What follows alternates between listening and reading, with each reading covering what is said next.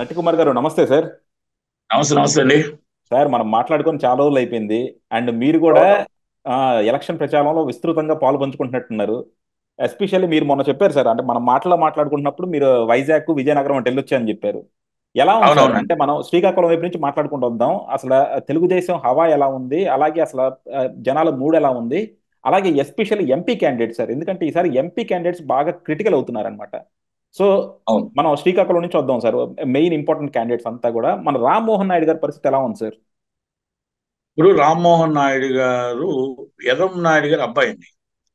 ఆయన ఒకప్పుడు ఎర్రం నాయుడు గారి అబ్బాయి అనేవారు. ఇప్పుడు రామ్మోహన్ గారి ఫాదర్ ఎర్రం నాయుడు గారు అనే స్టేజ్ తీసుకొచ్చేసాడు. అవును. ఎందుకంటే ఒక యువకుడు పార్లమెంట్ లో మాట్లాడిన మాటలు గాని మన రాష్ట్రానికి ఏదైతే అనుకుంటున్నామో ఆయన దాన్ని పర్ఫెక్ట్ గా మన రాష్ట్రం కోసం ప్రజెంట్ చేయడంలో మెంబర్ ఆఫ్ పార్లమెంటరీ గా నెంబర్ 1 వ్యాఖ్యతగా చాలా సక్సెస్ అయ్యాడు. అలాగే ప్రతి వాళ్ళకి కూడా అక్కడ అందుబాటులో ఉంటున్నాడు.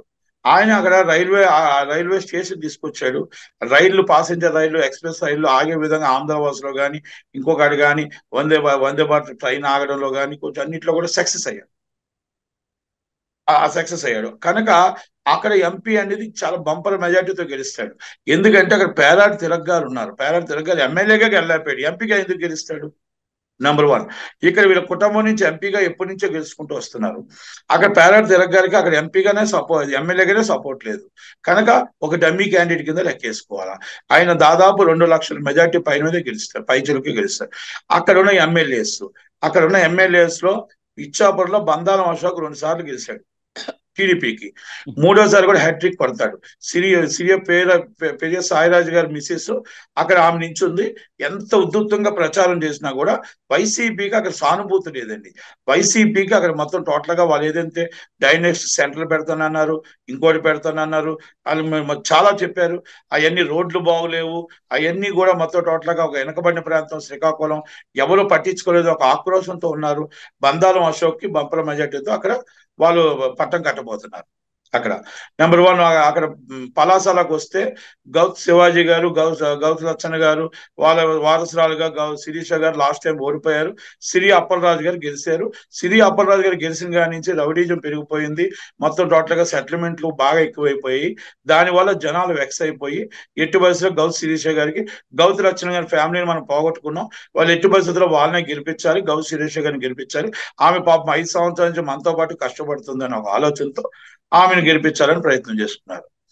ఇక్కడ అచ్చెన్నాయుడు గారికి దువ్వార శ్రీనివాస్ గారికి వాళ్ళ భార్యకి ఇద్దరికి పడట్లేదు. వాళ్ళ ఫ్యామిలీలోనే వాళ్ళ భార్య ఓటేసేటట్లేదు కనుక ఇంక తగ్గమోలు ఎవరు ఓటేస్తారు? ఆయనది రౌడీజం పెరిగిపోయింది. ఈసారి జగన్మోహన్ రెడ్డి గారు గవర్నమెంట్ ఈడుగాని వస్తే మనల్ని అరాచకం చేస్తే మనం ఎక్కడికి వెళ్ళిపోవాలో తెలియని పరిస్థితిలో మనం ఉన్నాం. మన భూములు మనం దోచుకునే పరిస్థితిలో ఉన్నారు కనుక అచ్చెన్నాయుడు గారికి వేద్దాం ఓటు. అచ్చెన్నాయుడు గారు ఆ రాష్ట్ర అధ్యక్షుడిగా ఉన్నాడు. రేపు టీడీపీ గవర్నమెంట్ వస్తే మన రాష్ట్రానికి ఇబ్బంది, మన మన మన మన ఏరియాకి అభివృద్ధి చెందుతుంది అనేది ఒక ఆలోచనతో ఆయన అక్కడ గెలుస్తాడండి. అలాగే ఎడ్ల రావణమూర్తి గారు నర్సన్నపేట చాలా చక్కగా ఆయన బంపర్ బడ్జెట్ ధర్మం దాస్ గారు ఓడిపోతున్నారు, రావణమూర్తి గారు గెలుస్తున్నారు టీడీపీ నుంచి. అలాగే అక్కడ గూడె శంకర్ గారు చిన్న యువకుడు, ఉత్సాహవంతుడు, మంచి బాగా వాక్యతో ధర్మాన ప్రసాద్ గారి మీద ఆయన ఓడించి ఆయన టీడీపీ నుంచి గెలుస్తున్నాడు. అలాగే కొండ్రు మురళి గారు కంపల్సరీ ఇంతకుముందు ఎక్స్ మినిస్టర్, ఆయన రాజా నుంచి ఆయన గెలుస్తున్నారు టీడీపీ నుంచి. అలాగే కళావతి గారు ఓడిపోతున్నారు పాలకొండ నుంచి, ఆమెతో టోటల్ గా అక్కడ కూడా టీడీపీ వస్తుంది. ఎచ్చెర్ల, పాతపట్నం, నువ్వా నేను అన్నంత ప్లేసుల్లో ఉన్నాయండి. ఆ రెండు కూడా నువ్వు నేను అన్న ప్లేసులో ఆ రెండు కూడా వైసీపీకి, బీజేపీకి, టీడీపీకి ఉంది కనుక కూటమి రావాలా వాళ్ళు రావాలనేది ఇంకా టైం ఉంది కాబట్టి దాన్ని అడ్జస్ట్మెంట్ చేసుకోవచ్చు. అది ఓకే, సో బేసిక్ గా పార్లమెంట్.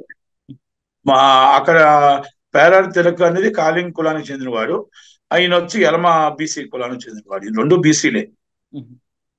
అదండి.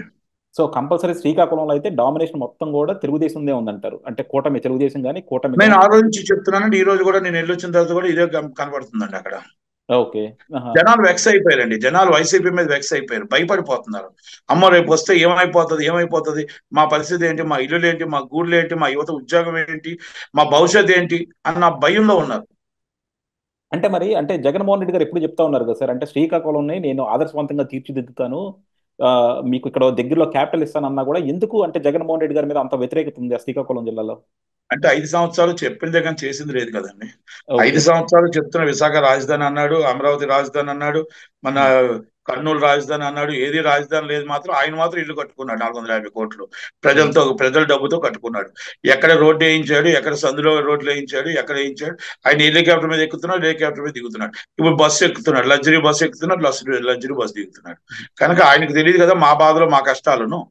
మా కష్టాలు మేము నడిచేవాళ్ళం. ఆటో నడిపేవాడికి ఆటో కూడా తెలుస్తుంది, బస్సు నడిపినాడు తెలుస్తుంది, సైకిల్ నడిపే తెలుస్తుంది, కారు నడిపినాడు తెలుస్తుంది. మీరు ఇచ్చిన 10,000 రూపాయలు ఆటో వాడికి నెలకి సంవత్సరానికి 50,000 ఖర్చు అవుతుంది. అంటే 40,000 రూపాయలు ఎదురు మీకు డొనేషన్ ఇస్తున్నాడు రిపేర్లకి. మందు అన్నారు, మద్యపాన నిషేధం అన్నారు. 5 సంవత్సరాలు మద్యపాన నిషేధం చేయలేపారు, కానీ మా జోబులు చిల్లు పెట్టారు.